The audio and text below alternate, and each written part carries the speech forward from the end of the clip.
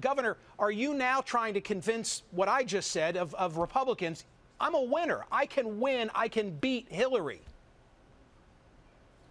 Well, Michael, I do talk about that, but I'm also telling them about what I think and who I am. And look, a lot of Americans think they're being ripped off, that the rich and the powerful run everything. And, you know, the son of a mailman, which is what I am, and a grandfather who was a coal miner who died of black lung, and a mother whose mother couldn't speak English, all of my career, I've been fighting for people who don't have a voice.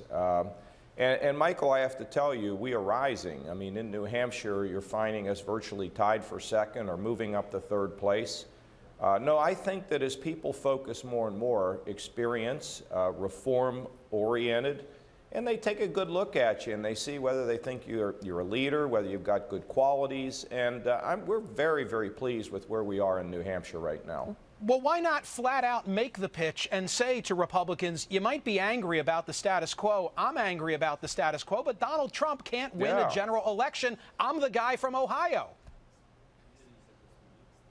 I might want to hire you as a campaign manager. Are you available to go out on the road No, Jeff Zucker wouldn't allow it. Take a leave from CNN and come on out with me.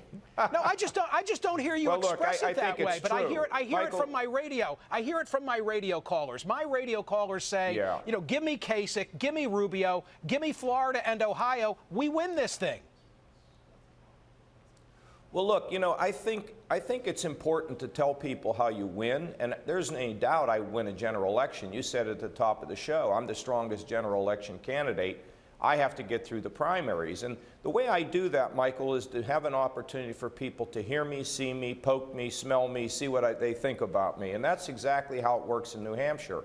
And if I come out of New Hampshire as one of the big stories, I believe I will be the nominee, and I think I can beat Hillary Clinton because Hillary's kind of a typical political type without a vision. And you know, all of my career, I've been able to help create an atmosphere of job creation, been able to help people to rise, give opportunity to people who've traditionally lived in the shadows. And I think, as you know, I've been very difficult for people to define because, you know, I think with my head and my heart, and in Ohio, the story in Ohio is incredible. We're up 385,000 jobs with rock-solid pensions.